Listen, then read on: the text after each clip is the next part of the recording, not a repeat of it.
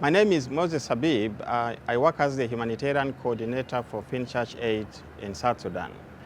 Humanitarian actors such as Finchurch Aid can integrate peace in their programs by ensuring that peace building and conflict mitigation are central in the programs. One way of doing this is community-based approaches that address the drivers and the root causes of conflict and instability.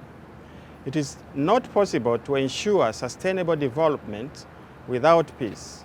In fragile situations, if programs do not prioritize conflict sensitivity, there's a risk of exacerbating social tensions and doing harm. One way we can promote the Triple Nexus is by investing in developing joint tools, assessments, and analysis.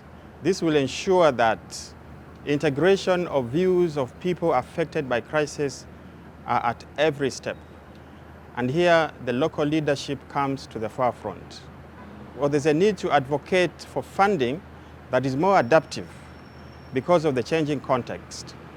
And there's need for flexibility to enable actors or humanitarian aid actors to experiment approaches that allow for innovation. There's also need to invest more in conflict sensitivity, especially in humanitarian settings, and at the same time, allocating unrestricted funding to plan for longer term and flexible responses from the early stages of a crisis. One of the challenges related to the Triple Nexus, especially with the peace components, is that it can be particularly difficult to operate impartially or comply with international codes of conduct when implementing activities in collaboration with contested groups or power holders.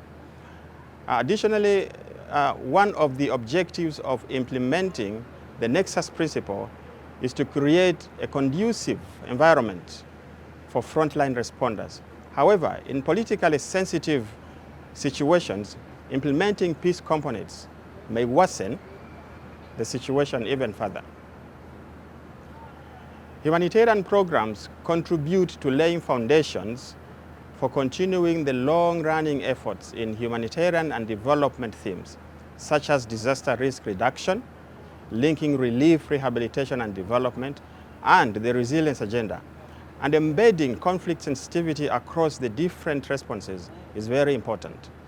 In order for humanitarian actors to enable the implementation of the Triple Nexus, there's need for flexibility in funding instruments and changes in programs, management structures. That is very important.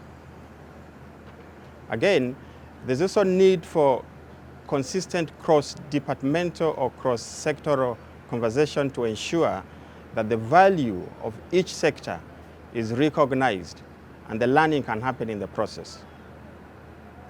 Our message to decision makers and back donors is that prioritizing humanitarian assistance alone deprives us of the opportunity to strengthen local systems that are crucial to providing essential social services and preparing for future crises.